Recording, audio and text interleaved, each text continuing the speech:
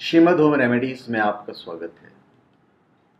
और हम आपको बताएंगे कि पांडवों के जो पत्नियां थी वो द्रौपदी के अलावा कौन कौन थी और किस पांडव की कौन सी पत्नी थी और उनके कौन कौन से पुत्र थे, उनके नाम भी हम आपको बताएंगे।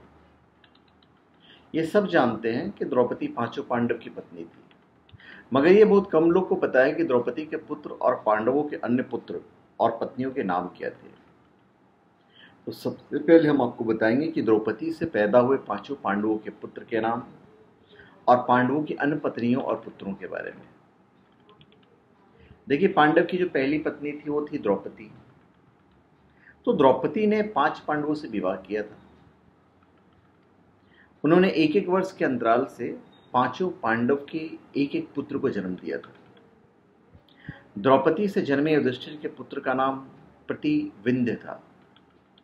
भीमसेन से हुए पुत्र का नाम सुतसोम था। अर्जुन के पुत्र का नाम श्रुतकर्मा था। नकुल के पुत्र का नाम शतानीक था और सहदेव के पुत्र का नाम श्रुतसेन था। अब पांचों पांडव की अपनी अपनी अपनी पत्नियां थी। युधिष्ठिर की जो पत्नी थी, मतलब दूसरी पत्नी हो गई, दूसरी पत्नी देविका थी और देविका से धौध्यः नाम का पुत्र था। फिर थे अर्जुन। अर्जुन की 3 पत्नियां थी द्रौपदी के अलावा, सुभद्रा, उलूपी और चित्रांगदा। अब सुभद्रा से हुए अभिमन्यु, उलूपी से इरावत और चित्रांगदा से बब्रुवाहन नामक पुत्रों का जन्म हुआ। भीम की पत्नी का नाम था हिडिंबा और बलंद्रा, मतलब 2 बीवियां थी उनकी। हिडिंबा के बारे में तो आपको पता ही है। हिडिंबा से घटोत्कच और बलंधरा से सर्वांग का जन्म हुआ। फिर हुए नकुल। तो द्रौपदी के अलावा नकुल की जो पत्नी थी उनका नाम था केरुणुमति और केरुणुमति से जो पुत्र पैदा हुआ, जो जन्म हुआ, उसका नाम था निर्मित्र।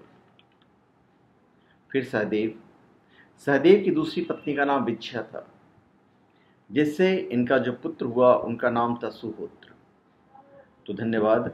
आप हमारे चैनल पर सब्सक्राइब करें और अपने कमेंट दीजिए। धन्यवाद।